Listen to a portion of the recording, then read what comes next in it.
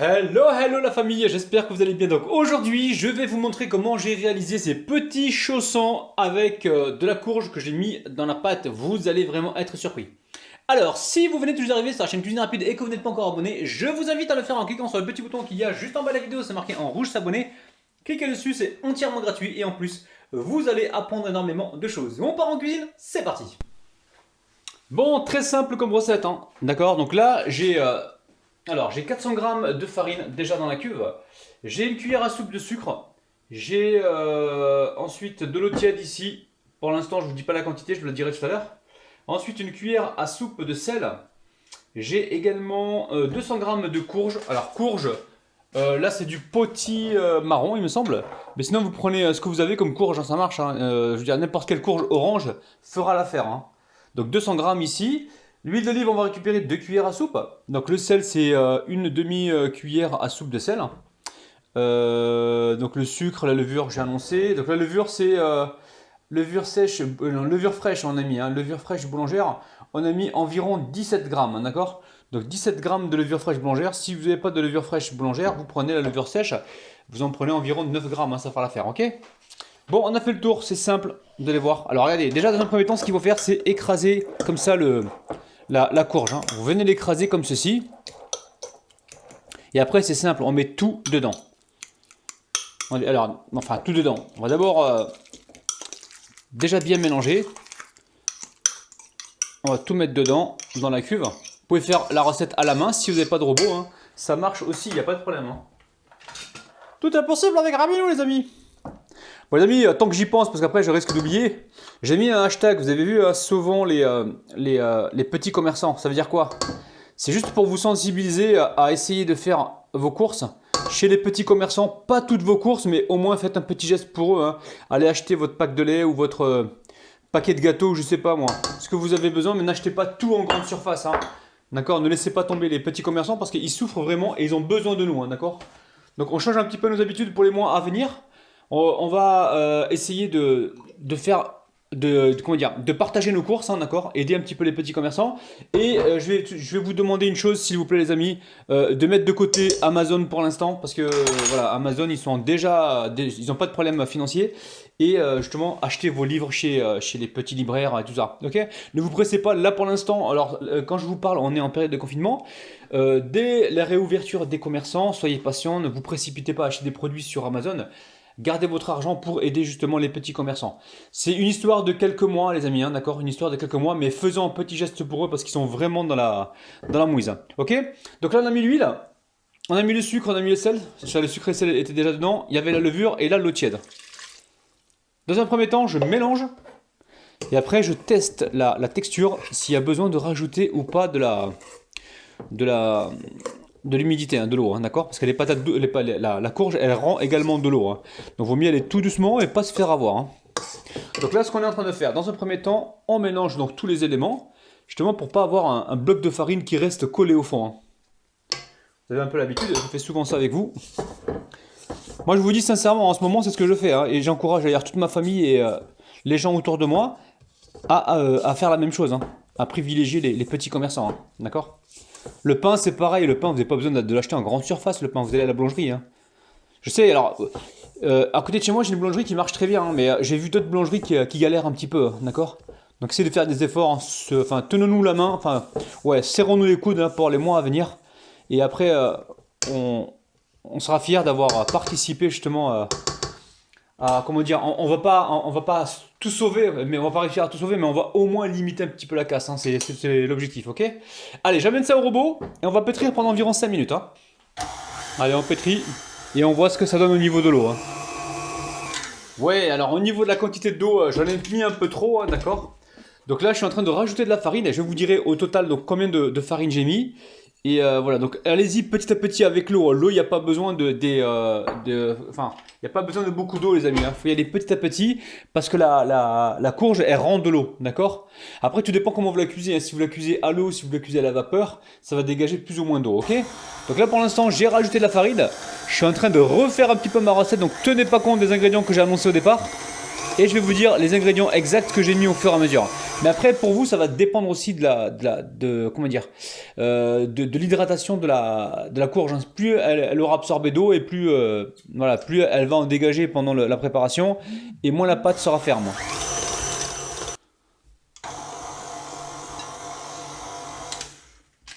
Allez, on va rajouter un petit peu de farine. Et là, on devrait être bon. Hein. Je vais vous dire au total ce que j'ai mis. Donc là, la pâte, elle est parfaite. Hein. Je vais continuer de la battre, mais je vais vous dire juste avant, tenez bien compte de ce que je vais vous dire. Hein. Donc là, on a mis, écoutez-moi bien les amis, 500 grammes de farine, d'accord? Pas 400 grammes, 500 grammes de farine. Je répète, 500 grammes de farine. Une cuillère à soupe, on a mis une cuillère à soupe de sucre. Au niveau de l'eau, j'ai mis 180 ml, mais attention, commencez par 150 ml et allez-y tout doucement. Vous devez obtenir cette pâte-là. Je vous montre, allez. Wow, allez. Une pâte comme ça, ok? Une pâte qui se tient au crochet, hein, c'est important. Ensuite, on a mis une demi-cuillère à café de sel. Non, de soupe. Une demi-cuillère à soupe de sel, pardon. On a mis 200 grammes de courge cuite à la vapeur, ok? Et on a mis 2 cuillères à soupe d'huile d'olive. Et au niveau de l'eau, je vous ai dit 180 ml, mais commencez par 150. Tout dépend de votre farine, tout dépend de plein de choses, ok? Allez, on pétrit pendant 5 minutes et on laisse reposer après tranquillou. Oula, ça y est, la pâte, vous avez vu, hein, elle n'a pas la même texture que tout à l'heure. Donc là, je récupère un petit peu d'huile d'olive. Je vais en mettre un petit peu dans les mains. Voilà, très peu, juste pour huiler la pâte. On va décrocher la pâte de la cuve. On a une belle texture de pâte. Hein. Là, on fait des chaussons, on a besoin que la pâte soit un petit peu plus ferme que si on faisait du pain. Pourquoi? Parce qu'on a besoin de souder, de travailler la pâte. Si vous faites du pain, enfin, si vous faites du pain, si vous, comment dire, si vous faites une pâte pour en faire du pain, il n'y a pas forcément besoin que la pâte soit aussi ferme, d'accord? Elle est magnifique cette pâte, vous avez vu? Dinguissime. Est-ce que vous avez vu les amis? Regardez. Donc là, je la huile un petit peu et je la remets dans la cuve. Elle est brillante, elle est nickel. Là, je vais la recouvrir avec un plastique ou un papier cuisson hein, ou une assiette, c'est vous qui voyez. Hop là, pardon. Et on va la laisser donc reposer tranquillou. Il faut que ça gonfle, que ça double voire triple volume. On est parti pour environ 1 heure de pouce, hein, d'accord? A tout de suite. Bon, vous allez voir, c'est simple. Hein. Donc ici, j'ai des olives, une belle poignée d'olives. Un peu de citron, mettre une cuillère à soupe. Là, j'ai un oignon que j'ai coupé en petits cubes. Le thon, j'ai environ 5 cuillères à soupe pardon, de thon. Ici, j'ai des tomates séchées que j'ai hachées. J'en ai environ 8 pétales de tomates séchées. Un demi-poivron. On va déjà commencer par les mettre dans le bol. Dans le bol. On met tout ça dedans, vous allez voir. Dans cette recette, c'est très facile, très facile. Alors attention au sel. Hein. Pourquoi? Parce que vous avez les olives qui sont salées. Le thon qui est salé, on va mettre également tout à l'heure le fromage. Donc faites attention, pas trop de sel. Donc là on va mettre un peu de poivre. Il y a les tomates qui sont salées aussi. Je mettrai juste une pincée, pas plus que ça. Ensuite on va récupérer ici, on récupère de la moutarde. Vous êtes là? Environ une petite cuillère à café. On va mettre également du basilic. Basilic. Hop là, j'aime bien le basilic. 2 cuillères à soupe. Ici, je mets donc la cuillère à soupe environ de jus de citron. Et je viens mélanger. C'est simple.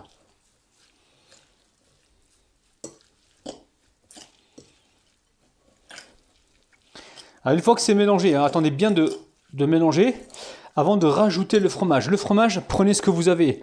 Vous avez du fromage à tartiner, vous le mettez dedans. Il n'y a aucun problème. Hein. Vous avez du fromage mozzarella, fromage râpé, parmesan, il y a tout qui marche, il n'y a aucun problème. Hein. Moi je vais prendre du fromage mozzarella. J'en mets 2 poignées. Allez, 2 belles poignées, 2 ou 3 poignées, hein, ça n'a pas d'importance. Moi, je vide le paquet, hein, je vais éviter de me retrouver avec des petits restes. Et je mélange. Voilà, ma farce est prête, on va pouvoir donc passer à la suite. Hein. Alors ici, ma pâte, vous avez vu, elle a bien poussé. Laissez-la pousser hein, tranquillement. Elle a mis environ 2 heures à pousser parce que j'étais faire des courses. Laissez-la pousser tranquillement. Ne soyez pas pressés, d'accord? Alors, qu'est-ce qu'on fait? Ici, je vais me huiler les mains pour sortir la pâte. On va essayer. Je dis bien qu'on va essayer de ne pas mettre de farine dedans, ou le moins possible. Ok, donc là, je me huile les mains, je huile ma palette, et je viens dégazer ma pâte.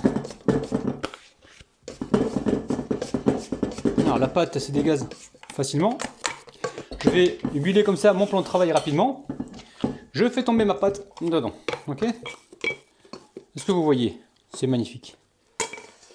Alors, une fois qu'on a fait ça, on va venir aplatir comme ceci. Qu'est-ce que t'en penses, Sassia? Qu'est-ce que tu en penses, Sassia? Ouais, la pâte, elle est Elle est magnifique la pâte, hein? Elle est magnifique. Elle est comme toi. Qu'est-ce qu'il y a? Ouais, on fait des compliments, c'est la journée de la femme aujourd'hui. Arrête tes conneries, toi. Bon. Alors, je vais peser, à ton avis, des portions de combien, Sia, environ, tu penses? 90. 80 grammes. Tu vois, 77. Si j'avais fait ça, j'aurais eu le compas dans l'œil, regarde. Regarde-moi ça. Regarde. 80 pile poil. 80 Vous voyez, les amis? pile poil, ouais. Ok, je vais continuer comme ça, je vais portionner des petites boules comme ça. Une fois portionné, je vais... Regardez, je vais vous montrer ce que je vais faire. Une fois portionné, je vais venir rabattre comme ça, les extrémités, retourner la pâte et venir former une boule. Ok? Vous voyez? C'est simple. Je mets ça de côté, on se retrouve juste après. Alors là, on va préparer nos chaussons. Donc ce qui est important, c'est de huiler le plan de travail, d'accord? Vous le huilez un petit peu comme ça, pour pas que les chaussons y collent, hein. Vous huilez également le rouleau. Alors on récupère ici un pâton. On va venir l'écraser comme ceci, on le retourne. On s'assure qu'il ne reste pas collé au plan de travail, hein. Si le pâton reste collé au plan de travail, il va se déchirer. Et la farce, elle ne tiendra pas, d'accord? Donc vous le huilez légèrement. Ouais, vous le huilez, mais comment dire, mettez pas trop d'huile non plus, hein. Ok, donc là on forme une sorte de rond. Alors attention, pas trop fin, hein, pas trop épais non plus, donc là c'est très bien. On va mettre de la farce. Alors la farce, on va la mettre où? La farce, on va la mettre ici sur la base, hein, d'accord? Comme ça on va pouvoir retourner le chausson. Soyez généreux en farce. Ok? Alors, on va étirer un petit peu ce côté-là et ce côté-ci. On rabat donc le dessus. Et comme on a huilé le plan de travail, ça ne colle pas. Si vous ne huilez pas le plan de travail, ça va coller. Ok?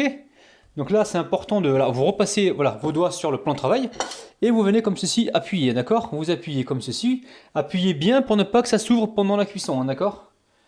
On va peut-être faire des trous au-dessus là pour éviter que le chausson ne craque pendant la cuisson. Et vous mettez ça sur un papier, cuisson, d'accord?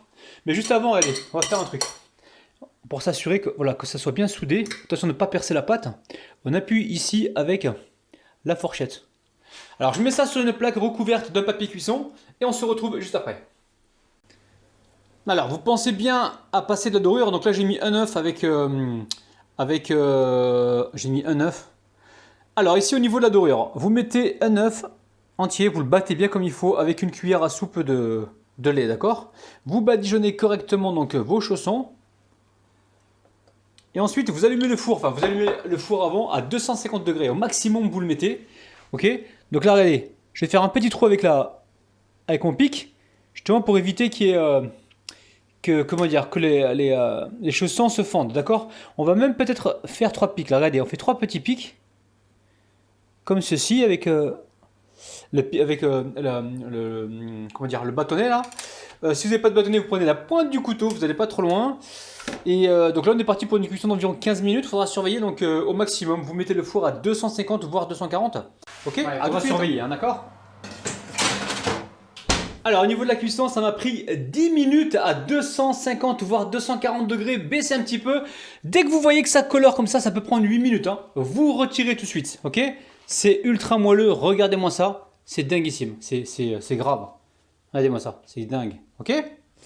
Donc vous le mettez sur une grille. Aussitôt, moi, ce que j'ai fait, j'ai pris un torchon et j'ai recouvert comme ça pendant environ une dizaine de minutes. Comme ça, on a des chaussons super moelleux. Alors, il se peut qu'en cours de route, il y en ait qui s'ouvrent comme ça, d'accord? Donc, n'oubliez pas de faire les petits trous là-dessus et n'oubliez pas de bien sceller, hein, d'accord? Voilà, il y en a qui sont bien fermés, mais par contre, il y en a un qui s'est ouvert, hein. Ok? Donc, le reste, ça a l'air pas mal. Regardez ça, ok? Bon, allez, on va en ouvrir un. Je vais ouvrir celui-ci devant vous, regardez-moi ça. C'est dingue, vous avez vu? C'est super, oh là là. Oh là là là là, bismillah les amis. Allez.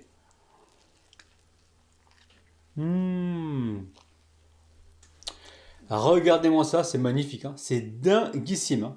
Donc n'hésitez pas à refaire la recette, hein. Et faites-vous plaisir, hein. Vous allez faire plaisir à énormément de monde. Vous avez vu, on a mis de la courge dedans. Ça apporte donc non seulement les vitamines, mais le plus au niveau visuel. N'oubliez pas qu'on se retrouve tous les jours à 9 h le matin. On se retrouve le mercredi en live à 16 h pour discuter. On se retrouve également le samedi. Tous les samedis, on se retrouve pour les petits concours. Je vous kiffe, je vous aime. Bis, bye bye.